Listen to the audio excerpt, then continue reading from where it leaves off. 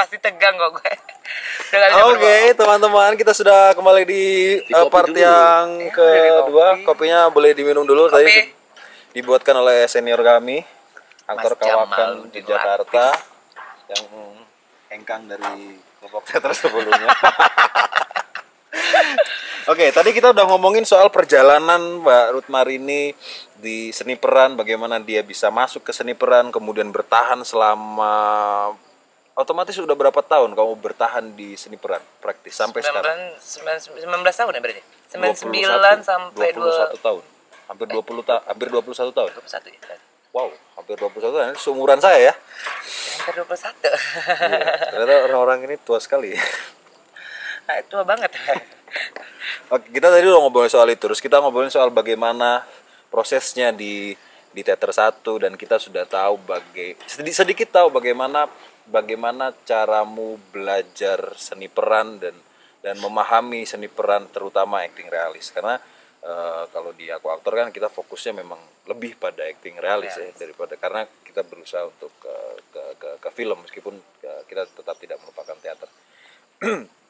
Nah, pertanyaan berikutnya, saya buka dulu ya biar agak menegangkan. Deng deng deng deng. Kita sekarang akan masuk ke film pertama Mbak Ruth Marini. Kalau saya tidak salah, film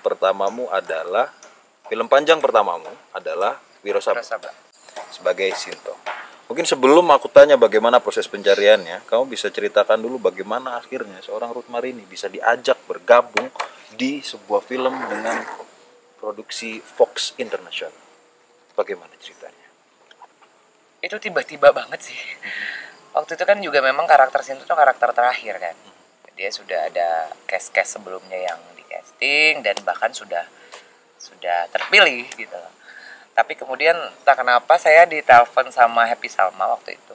Teh Happy bilang bahwa Uta ikut, mereka lagi nyari untuk karakter Sinto Gendang. Karena mereka minta aktor monolog perempuan. Nah, jadi Happy kontak aku, lalu pihak Live Like Picture itu mengontak aku ikut casting. Habis itu ikut casting di hari yang sama acting, langsung ya udah main. Awalnya sih gitu aja. Dan langsung keterima. Langsung. Kalau saya baca berita katanya dalam reading pertama kamu langsung menemukan warna suara si Sinto tuanya. Oke. Ya, Kemudian yang mau kutanyakan adalah, pertama, kamu kan memainkan dua tokoh dengan dua rentang usia yang jauh berbeda. ya. Sinto muda dan Sinto tua. Pertama adalah bagaimana caramu bisa menemukan warna suara itu? Kalau di wawancara yang kubaca kan tiba-tiba warna suara yang tertulis, tiba-tiba warna suara itu muncul.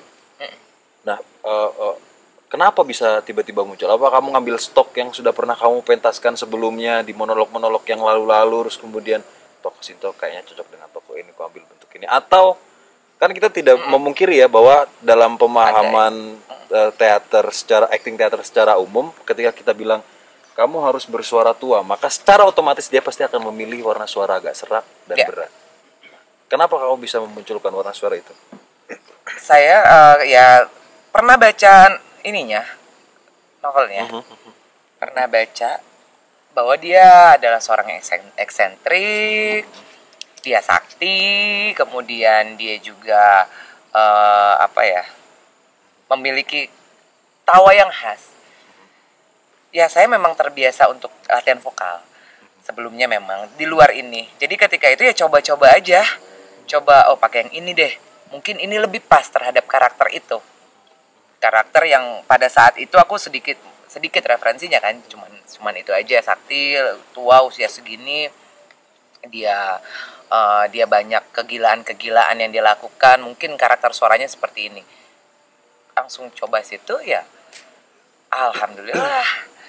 Langsung ya ini cocok gitu. Oke. Berarti coba-coba awalnya ya. Awalnya coba aja ya ini ya suara yang begini lah misalnya. Oke. Artinya di awal proses penemuan warna suara Sinto tuanya itu bukan tidak melalui proses observasi terlebih dahulu, pengumpulan data dan segala macam, baru kemudian menemukan warna suara. Tapi belum, karena aku memang hari ini ditelepon, besoknya datang. Oh, besoknya langsung datang. Langsung datang, pokoknya suruh nyoba. Terus aku juga nggak tahu kan, pertama awalnya nggak tahu karakternya.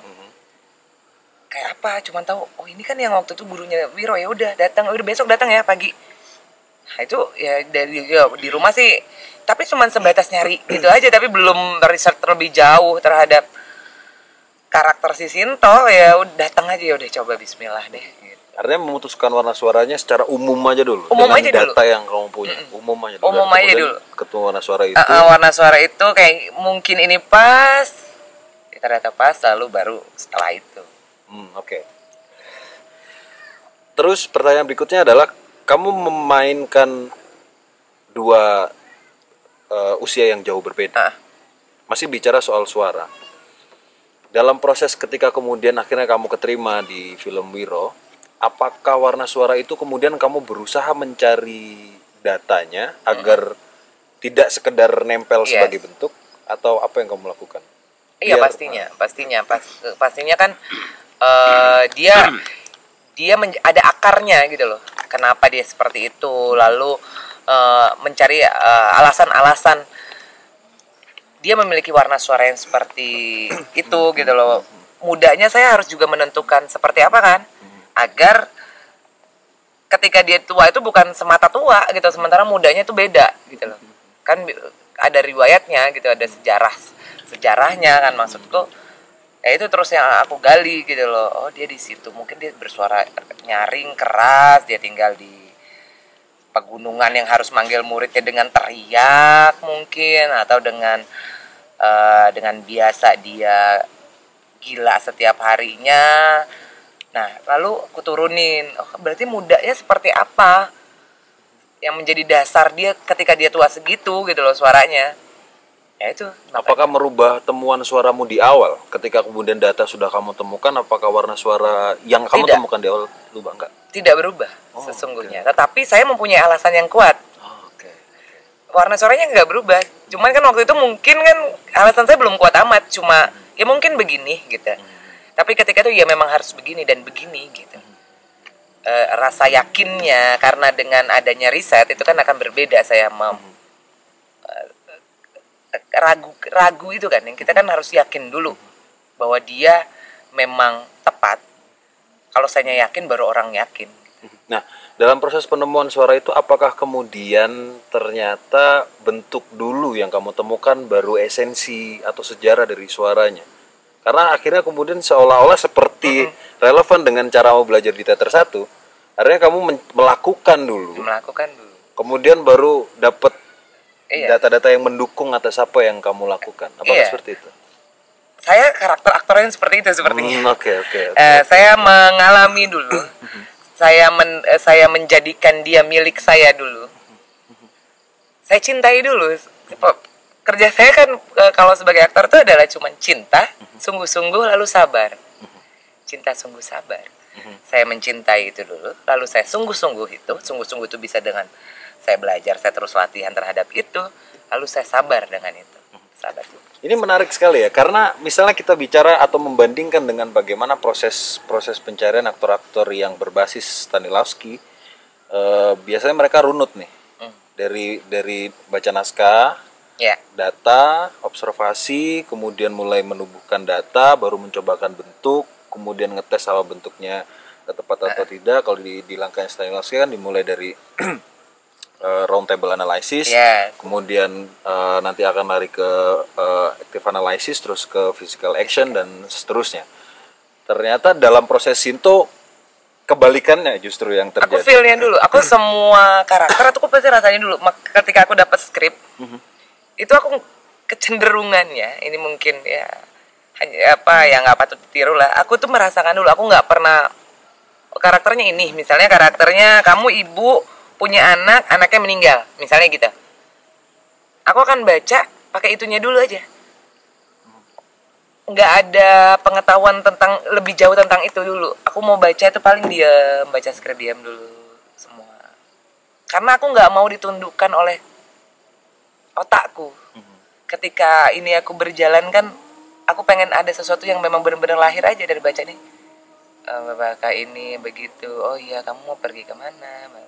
Kan kalau udah ilmunya sudah masuk kan aku akan tahu harusnya kamu nggak ngomong begitu, nah gitu loh. Jadi aku mau ngerasain aja dulu rasa bolak balik baca. Aku nggak tahu latar belakang segala macem ini. Aku nggak mau, bukan nggak mau, tapi nanti dulu gitu loh. Karena karakter itu aku sendiri sih, itu cara aku sendiri. Nanti baru aku masukin ketika aku udah, oh momen ini nih memang ketangkep bahwa dia sangat kehilangan ya, dia sangat bersedih ya. Jadi baru aku rancang tuh. Oke, pertanyaanku gini, aku percaya bahwa semua aktor punya metodenya masing-masing. Yes. Semua aktor punya metode personalnya sendiri-sendiri. Kalau Mbak Ruth tadi bilang bahwa kamu harus mungkin bahasaku adalah merasakan dulu, kemudian dari rasa itu kemudian muncul bentuk. Yeah. Apakah seperti itu? Nah, pertanyaanku, bagaimana bisa objektif perasaanmu atas apa yang kamu baca? Bagaimana kamu bisa membedakan ketika kamu lagi baca nih, ini yang baca aku peran, bukan aku aktor yang berusaha mencari bentuk yang oke, indah, baru kemudian aku cari pembenaran. Nah, gimana caramu menentukan itu biar tetap objektif? Karena kita mau tidak mau di teater 1 juga disebutkan bahwa yang penting adalah objektivitas tertinggi. Iya, benar. Karena menurut aku begini, setiap karya, siapapun pengarangnya deh, rasa itu atau sebuah momen apa ya istilahnya seperti itu akan ini gue sendiri sih, itu akan hadir sebenarnya sih.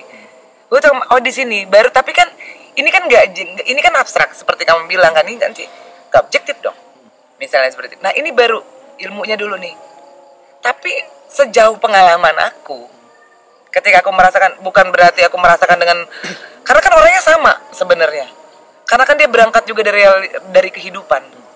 Teks-teks yang diangkat semua apapun itu kan berangkat dari kehidupan juga, maksudnya dari realitas, dari manusia juga yang kemudian hadir di dalam teks itu, dan yang memainkan juga tetap saya sebagai seorang manusia kan. Apa yang kemudian pernah ada dalam diri saya, baik itu pengalaman, baik itu bebas deh mau pengalaman empirik atau apapun itu kan juga menjadi modal bagi saya sebagai seorang aktor. Itulah kenapa aktor itu harus kaya batinnya, karena tidak akan pernah jauh tidak akan meleset lebih jauh. Cuma kan itu abstrak. Nah untuk kita kita memperkuat alasan itu, gue dapatnya di sini. Coba deh kita analisis, dan tepat memang di situ jadinya gitu loh, berdasarkan ilmunya. Misalnya kita analisis dulu semua, per karakter, udah dapet semua nih teksnya keseluruhan, super objektifnya apa, lalu super objektif adegan, lalu super objektif karakter. Kita ini ketemu ya memang di situ titiknya, karena pas gue baca kok di situ agak nah misalnya seperti itu, kayaknya di sini deh super objektifnya. Tapi kan kita harus cross check terus menerus kan, itulah kenapa kita harus bersabar, jangan keduluan memutuskan. Tetap kerjanya kan jadi itu. Tapi ketika saya rancang dulu, saya rancang, karena saya tidak merasakan apa yang ada di situ, berarti kan bisa luput menurut saya gitu loh. Kan kita ngerasain dulu, oh ini maunya gini loh kayaknya, masih kayaknya. Lalu kita berilmu di dalamnya. Apakah kamu tipe aktor yang instinktif?